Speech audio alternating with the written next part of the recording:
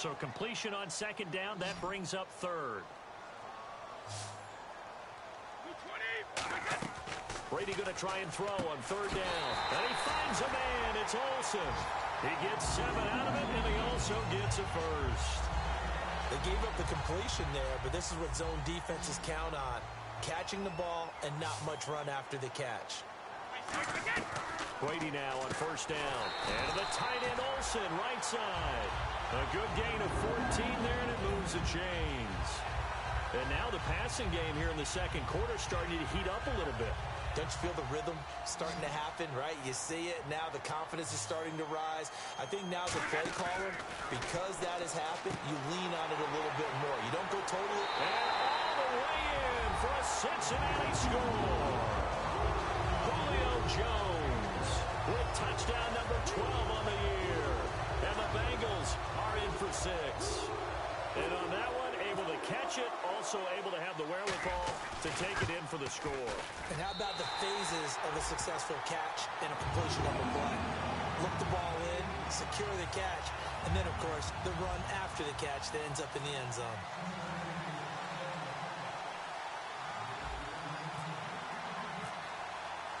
And here's Vinatieri now to kick it away after the touchdown.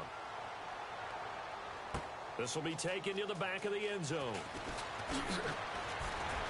And he's able to get it across the 20, but not by much, as he's marked down at the 21-yard line. And now Cleveland geared up to take the field. And 2 picks thrown here in this first half alone. We'll see how that affects him.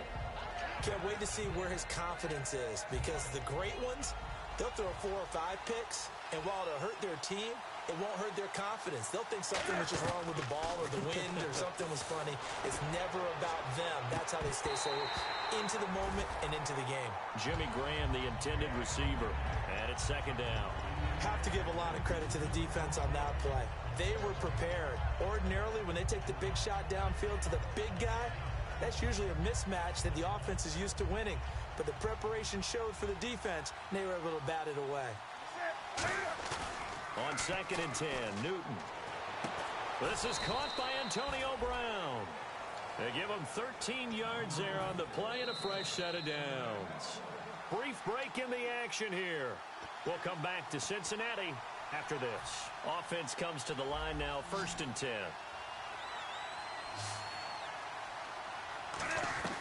Newton on first down. Got a man, and he hits him in stride.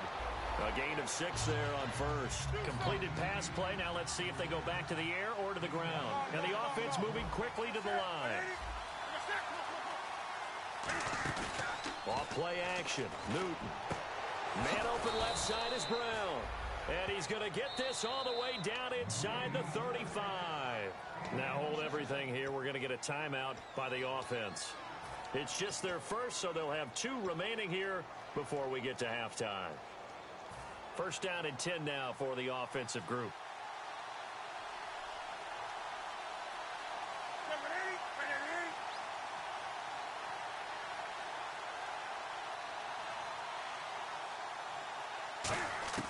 On first down, it's Newton.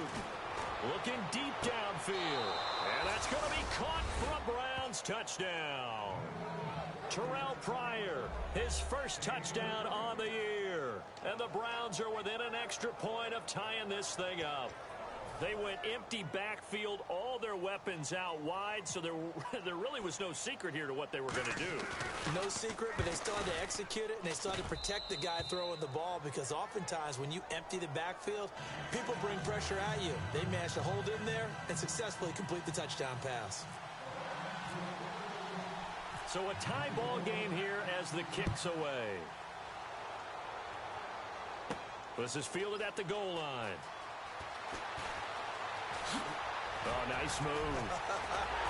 And a great return. Solid field position. He's up all the way to the 45-yard line. The Bengal offense now gets set to head back out onto the field. And that last drive, a long drive, but not just that. They had a great air attack going. Do they stick with that? I would think that they would, because if they were confident enough to do it on the last drive, starting backed up in their own territory, why would you change anything? They've got to be confident about what they're presenting and continue to do so. Yeah, because the secondary, they really look clueless. And that was a because that drive went and went, no adjustments, and no big plays by the defense to knock the ball away. Finds a tight end in the middle of the field. Just a simple stick route. Decent game. Doesn't get you a whole lot, but it's pretty reliable, isn't it? And tough to defend. So the offense has it 1st and 10. 55! Throwing on 1st down is Brady. He couldn't quite hold it. Got hit. Ball pops out. Incomplete. And he's certainly not a guy that drops that football very often. Indeed, because that's a bit of a surprise. I know he's in the middle of some traffic and people, bodies all around him, but he usually has the focus to haul that one in. Brady will try again on 2nd down. And he'll be grabbed from behind and slung down like a rag doll. A first-time Pro Bowler in 2015, Sean Lee, coming in from that outside linebacker spot to bury him for a loss of 7. It looks like a nickel set now for the Browns on 3rd down. From the gun, it's Brady. He's going to air one out. And that is going to be pulled in one-handed. Wow. Now, whistles come in. We're going to get a timeout here by the offense. It's just their first, so they'll have 2 remaining here before we get to halftime.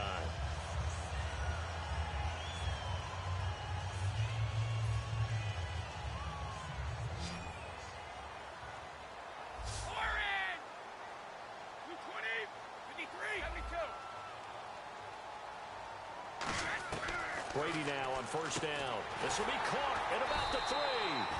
And eventually stopped just shy of the goal line right around the 2. And they're going to hurry back to the line now. Well, they obviously red man covers their partner, and he got downfield. He rifles one that's... And nothing but green grass here, middle of the field. Picked off by the linebacker, Jarrell Freeman. 20, 10. And he takes this one back into the end zone, and the Browns defense has a touchdown. Short throw, pick 6 right there. Those linebackers, they love when those short throws come and those eyes get real wide, don't they? How about the anticipation on the play? Reading, reacting, and then the ability to catch the football and take it in the opposite direction. Extra point try now for Crosby.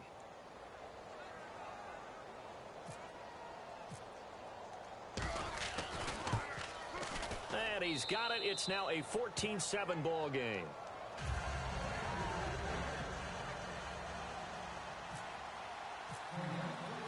So they throw the pick 6. They'll get another shot at it now as this one's in the air. This is fielded a couple yards deep. And he'll take it back to about the 19-yard line. Cincinnati now ready to take the field. And you got to think, if this is anything other than just taking a knee, I'd be very surprised. Yeah, they've got enough to talk about at the half. Why do anything else? Just get out of there. So we come upon halftime, and it's the visiting Browns with the lead. As we'll send you down to Orlando as we check in with Larry Ridley and our EA Sports Halftime Report. Larry? So both teams have their marching orders, and we'll get going again here in quarter number 3. This is fielded a couple yards deep.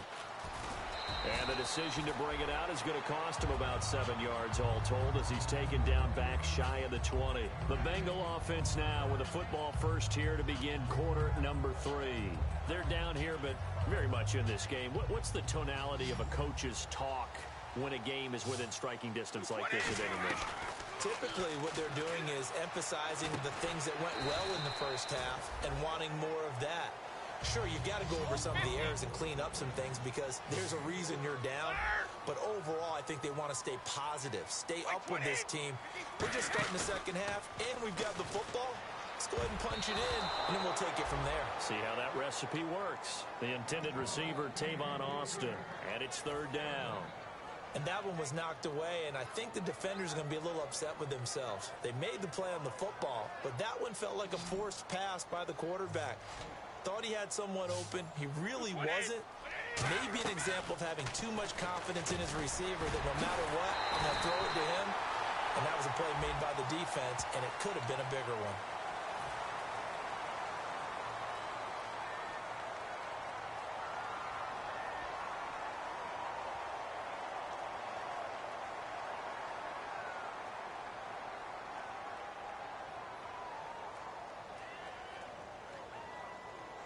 So here we go, 1st and 10 now.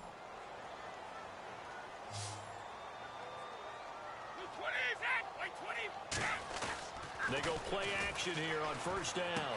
And to the tight end, Olsen, right side. And he's taken down, but not before getting this across midfield and just shy of the 40. Okay, when the big guy runs a corner route, you're asking a lot no matter who's covering him. Doesn't matter whether it's a linebacker or a defensive back. He usually has the advantage because of his body type. On 1st down, Brady. And it pops free. The collision there jarred the ball loose and brings up 2nd down.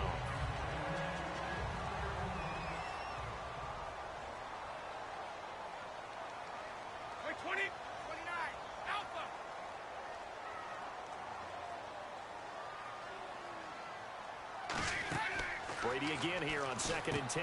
Oh, it's a screen pass. That's complete.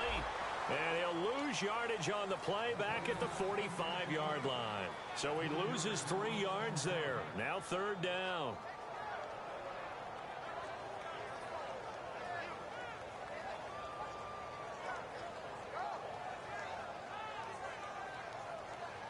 Offense working with a 3rd and 13 still left.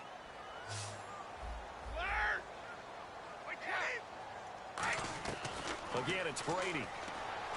He's got time. He's going to fire one deep over the middle. So they took a shot there on 3rd down, couldn't get it. Now it's 4th. I know exactly why he tried to throw the ball to Julio Jones there. He's never considered covered. He's either too fast or too strong. You always try and get it to him. Especially on those deep passes.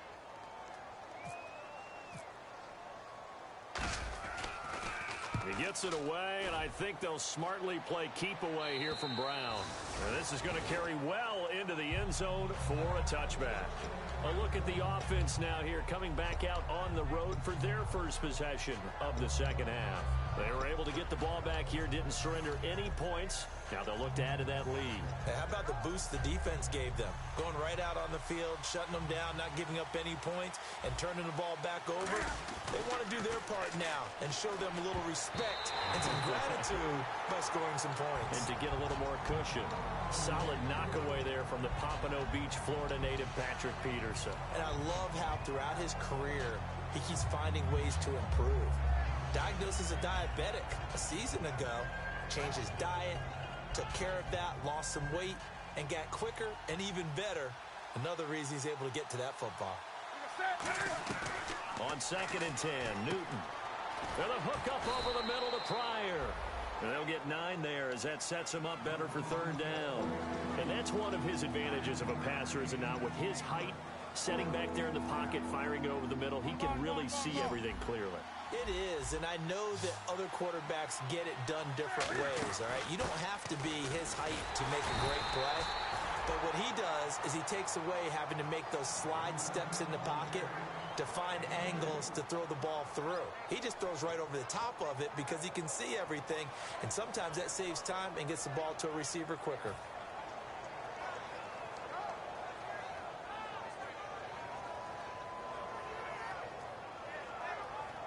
And a new set of downs here after picking up the first on the ground. Now Newton on 1st down. Out to the flat. That's complete to his running back. And they get him down, but not before he takes it across the 40-yard line. We always talk about having to read defenses and how complicated that is. Well, this was an excellent read. Read the pressure and got rid of the football before it even got to him for a nice game. And when they're without a doubt, because he's right in your sight line or he's near you. So you're able to just get it to him easily. And once he gets in space, that's usually a good matchup for him. He was looking to hit his running back, Le'Veon Bell, that time. And that'll bring up 2nd down. When defenses get to the quarterback that quickly, a lot of times it's called a jailbreak. It wasn't quite that fast, but fast enough that he had no time to look downfield and set himself to throw the ball.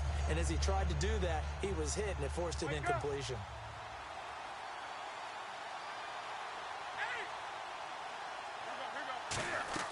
Second and 10, Newton again. And this is incomplete.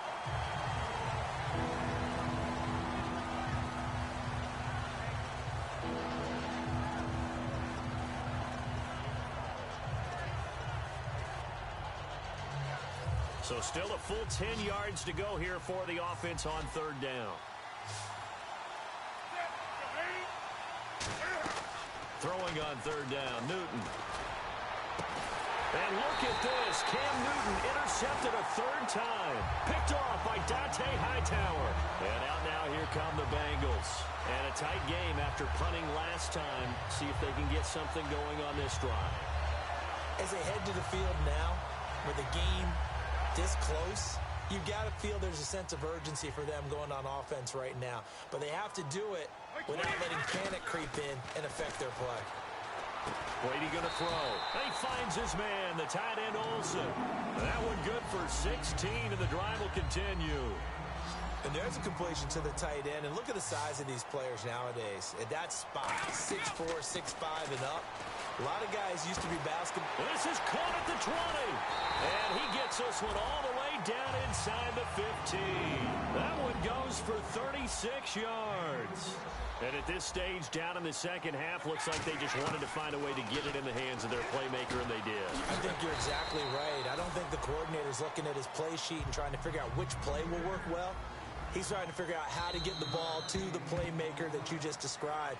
Looking down at that sheet, you find people plays, not necessarily X's and O's, and that's exactly what they did there.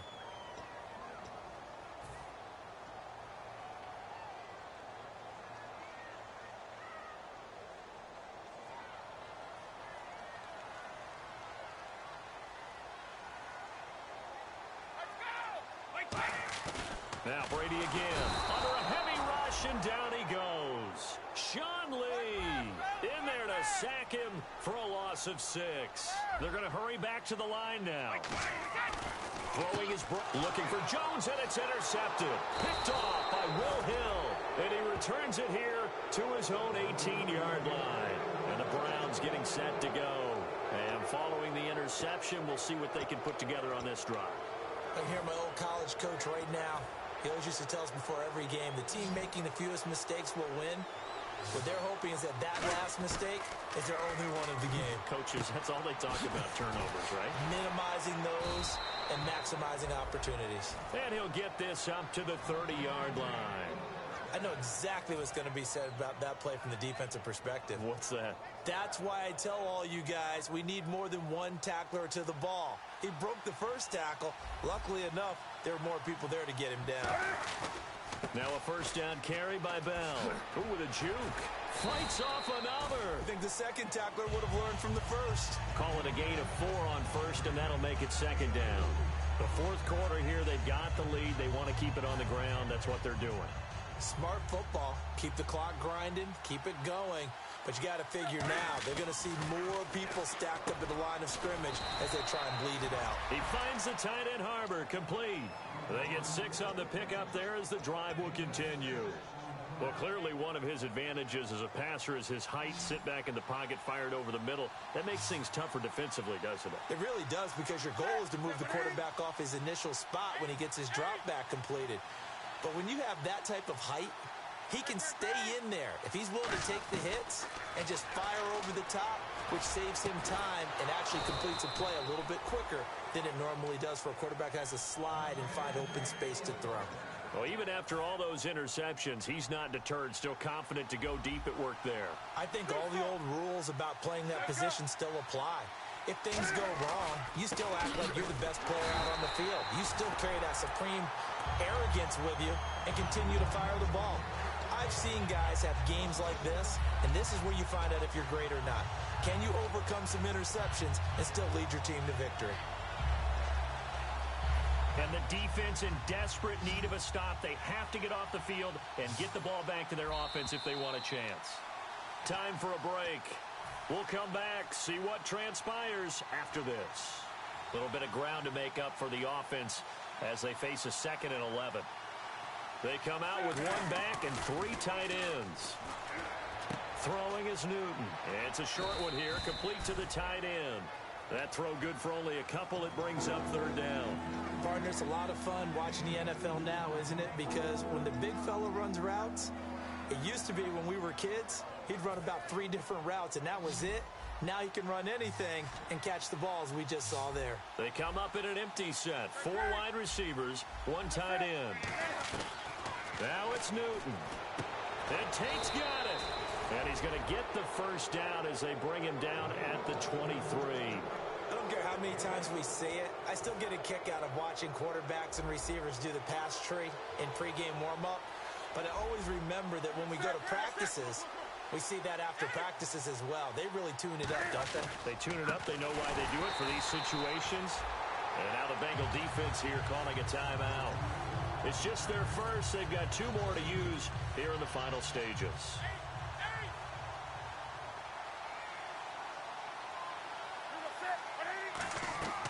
Newton's going to throw it, and he can't get a throw off. He's taken down.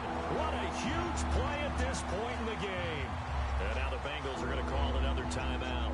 That'll be their second, so 1 more chance to stop the clock here, and we'll be back. Now this will be the 9th play on this drive. They'll come up now in the Wildcat package. Let's go! 1, 9, 1. And that play went nowhere. Losing yardage. It'll be back at the 36. He lost 2, and it brings up 4th. And the offense there, the O-line, everybody really on offense, they were just manhandled at the point of attack. Yeah, you could pretty much call them all out, couldn't you? Almost by name, right? That was a very tough sequence for the offensive line. But how about that defensive front creating a new line of scrimmage and creating a lost yardage possibility? And this is good. He got just enough to clear the crossbar as he drops it in from long distance. And they will move up by 10 now, 17-7.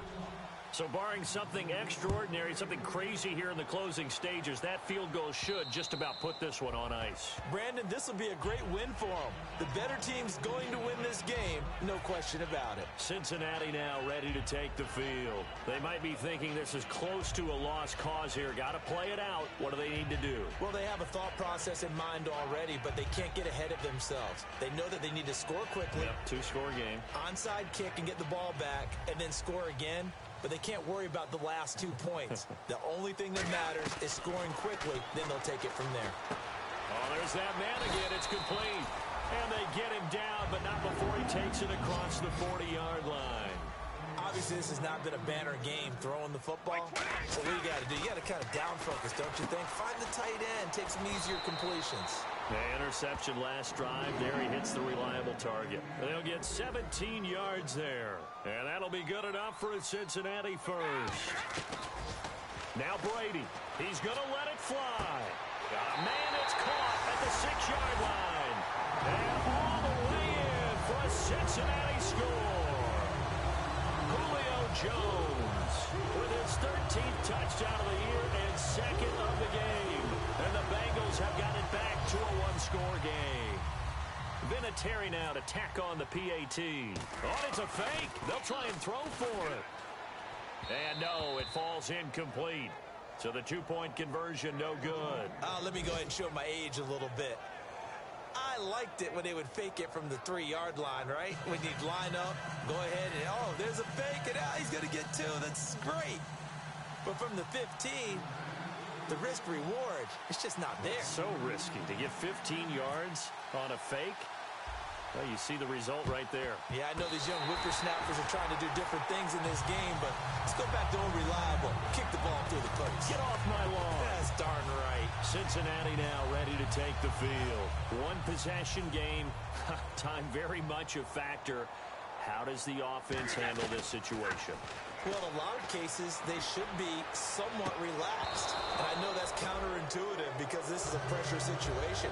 But this is Friday practice every week of the season. You go over this situation, having to go downfield, limited timeouts, got to get out of bounds and keep the drive going and set yourself up. Defensively, you can't just lay back and let them do whatever they want. So it is a cat-and-mouse deal here. How much pressure will the defense bring, and how much pressure can the offense handle? We're going to find out. Back to throw. And he can't get a throw away. He's taken down. The All-Pro from 2015, Aaron Donald, in there to drop him as the clock continues to roll. He'll look to throw. Now a desperation throw deep downfield. And that is incomplete, stopping the clock with 5 seconds to go.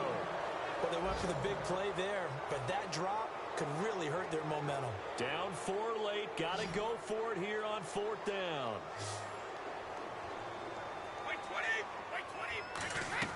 One final try now for Brady. He's going to let it fly.